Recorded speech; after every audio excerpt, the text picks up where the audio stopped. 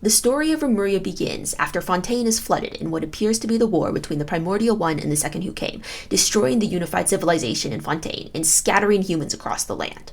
Meanwhile, in the Sumeru Archon War, the god Remus is defeated by Deshret. However, Remus refuses to serve under Deshret and instead decides to wander. He intends to die in Fontaine, but ends up finding the ruins of an ancient civilization, and there encounters the prophet Sybilla. Sybilla is described as an envoy, survivor of the last deluge, and the prophet who survived the previous cycle, implying that she's probably a Seelie, though it's unconfirmed. With her powers of prophecy, Sybilla warns Remus that she has foreseen his future and that he will raise a flourishing kingdom that will eventually cause his own downfall. Despite hearing this, Remus still decides to establish the kingdom of Remuria, hoping to avert the prophesied destruction by escaping fate, also known by the Remurians as Fortuna. The Irminsul tree that Sybilla guarded was transformed into Remus' ship, which he also named Fortuna, because I suppose he had not much naming creativity, and with this ship, he sailed the seas of Fontaine to establish Remuria. Remus first established Remuria in the area known as Meropis, presumably the same area where the fortress of Meropide now stands. He gathered up the scattered people in the area to become part of Remuria, then went out and conquered and enslaved the people of the lands near him. How exactly this whole conquer and enslave method fit with his dream of a future without prejudice isn't very clear, but he did it anyway. One of the members of these conquered tribes was an individual who would later be named Boethius, who was a talented musician and warrior. Boethius was present at the conquest of a tribe where everyone was killed save 2 survivors. One of these survivors, who would later be known as Cassiodor, became Boethius' friend and joined him in going to the capital of Remuria, where the two of them advanced through the ranks and gained power. The other survivor was named Erinnyes, though her name would later be incorrectly transliterated by Remurians, and she became known in later days as Erinnyes. Erinnyes was taken in by Caius, the prince of the conquered tribe of Aremorica, to defend the lands that Remuria hadn't yet absorbed. However, even as all of this, conquest, expand Remuria stuff was going on, Sybilla prophesied the flood that would dissolve all Fontanians. Although she could see the future flood, she was unable to determine why this would happen, so she gave Remus the location of Egeria's prison within the Primordial Sea. Remus sought out Egeria within the Primordial Sea, but there he encountered Scylla, a prince of the Vishaps and a former servant of the Hydro Sovereign, who now guarded Egeria's prison.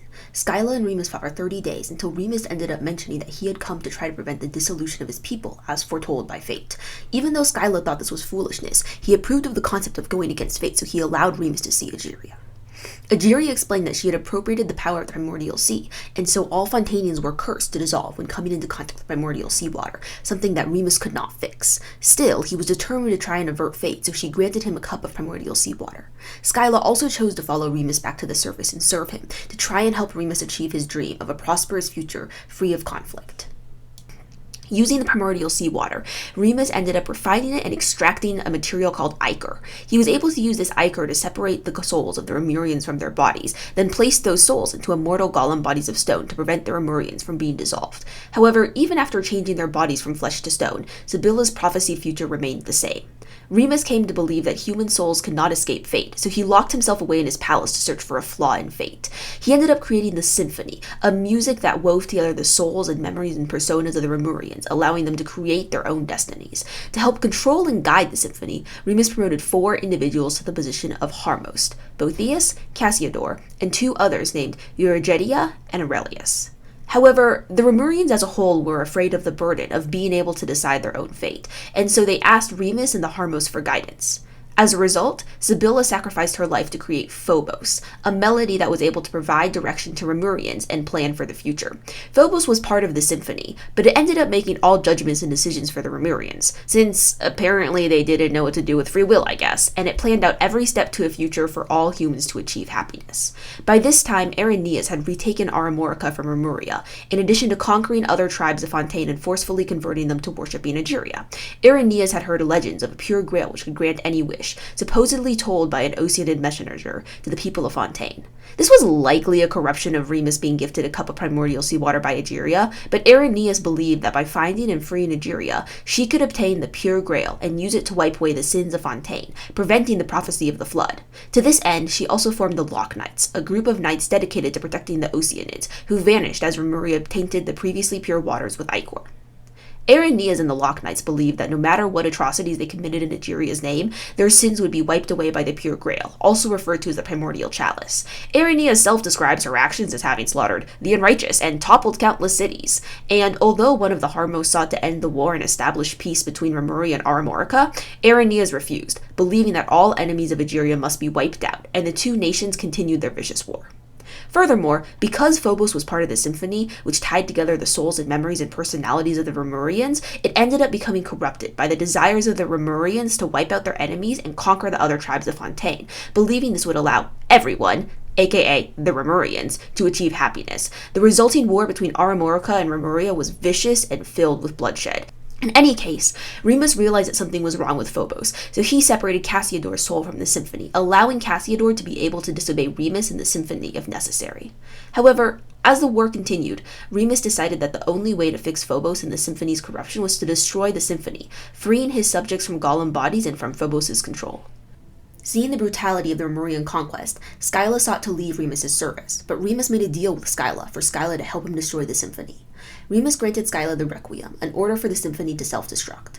The plan was for Remus to kill himself in order to unleash the symphony's power, sending it raging while Scylla would pretend to betray Remuria and attack the capital, using the Requiem to control the unleashed power of the symphony and destroy it. Because of the prejudice and arrogance of the Remurians, Remus and Scylla chose not to tell the Remurians that Scylla's so-called betrayal was arranged by Remus in advance. Unfortunately, Phobos found out about Remus's planned destruction of the symphony. Phobos felt that without its guidance, Remuria would be plunged into chaos, and that its goal of happiness for all of Remuria could not be achieved, so it secretly absorbed the soul of the Harmost Boethius and controlled his body. When Remus enacted his plan and killed himself, Phobos as Boethius stole the cup of Ichor and led the armies of Remuria to fight Scylla off, then used the Ichor to seal Scylla away. But because Remus's death had unleashed the symphony's power, Remuria flooded and sank beneath the waves. Boethius was the only survivor from the capital, though others who were not in the capital at the time lived past Remuria's destruction, including Cassiodor and a soldier named Osse. As a result of Remuria's fall and Remus's death, Celestia freed Egeria from her prison within the Primordial Sea and sent her to rule Fontaine. Erinnyes sought her out and begged Egeria to tell her how to avert the prophecy.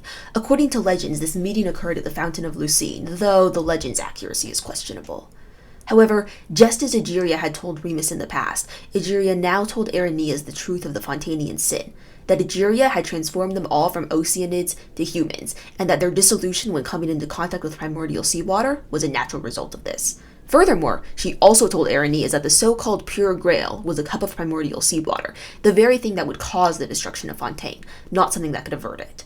Upon hearing that there was no way to prevent the prophecy, and that all of her sins and slaughter and terrible actions had been for nothing, Erinnyes threw away her sword, fled, was never seen again after failing to find her absolution, and had the definite implication in there that she killed herself. Meanwhile, the remaining survivors of Remuria constructed a golden castle near Petrichor that would later come to be known as the Fated Castle. While Cassiodor and his companions tried to repair the chaos that the flooding had caused, Boethius created a group among the survivors known as the Golden Troupe. The Golden Troupe were descendants and survivors of Remuria, though they were not golems themselves.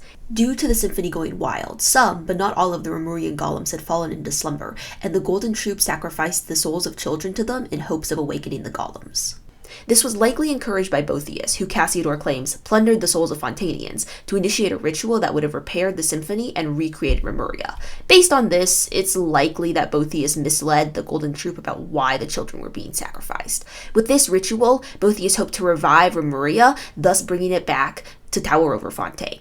Cassiodor and the other survivors, which included Osse, another Remurian golem, were forced to form the Marechausee Hunters to stop Boethius's plan. Cassiodor was also given the title of Golden Hunter, though he considered it a humiliation for unknown reasons. The Marechausee Hunters managed to seal Boethius and the flooded Remuria away, and Cassiodor swore to become the keeper of the seal. However, likely due to the optics of the situation, or maybe because the Marechausee Hunters themselves did not wish to be known as Remurians, later writings recorded the original Marechausee Hunters as heirs of the Lock Knights, and the Golden Hunter as a devout orphan, called and chosen by Egeria.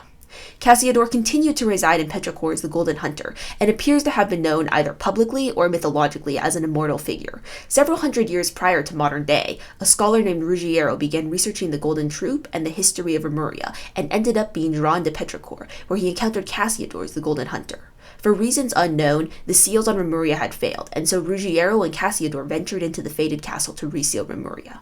Although Ruggiero knew the legends of the Golden Hunter as a servant of Egeria and heir of the Lock Knights, by the end of their time together, Ruggiero began to strongly suspect that Cassiodor and the original Marechausee Hunters had actually been Remurian golems, due to Cassiodor's knowledge of the fated castle and Remurian history.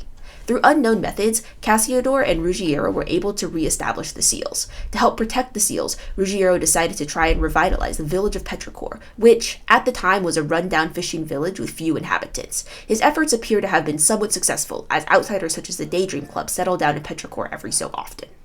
Recently, however, the resurgence of the Primordial Sea due to the fulfillment of the prophecy lent Boethius the strength to open the gate between flooded Remuria and the fated castle. Because the symphony contained the memories and souls of the Remurians, Boethius was able to use its power to replace the identities of the residents of Petrichor with that of ancient Remurians. Of the residents, only Este managed to escape this because he was descended from the Remurian golem and Marechausee Hunter, also named Este. When the traveler arrived in Remuria, they began to experience visions of Remus's life due to Remus's remnant power also being unleashed, in addition to encountering Cassiodor in the form of Osse, a cat also known as Ouranides of Ouranopolis, a name granted to him when Remus separated him from the symphony. Cassiodor led the traveler to unseal the fated castle in hopes of saving Petrichor, before encountering Boethius, who revealed himself to be the source of the symphony. Though Boethius claimed to have merged his soul with the symphony while sealed, this was likely a falsehood to hide the fact that Boethius was actually Phobos, which was already part of the symphony. Cassiodor revealed his true identity as Remurian to the traveler, then explained Remuria's past. After going through the gate from the fated castle to Remuria, the traveler and Cassiodor encountered the sealed dragon Scylla, but were unable to pass through the Initium Ioni, the barrier dividing the inner and outer parts of Remuria's capital. After unsealing Scylla to obtain help in breaking through the Initium Iona, Scylla revealed the truth of his betrayal to Cassiodor and the traveler, explaining that it had been planned out by Remus.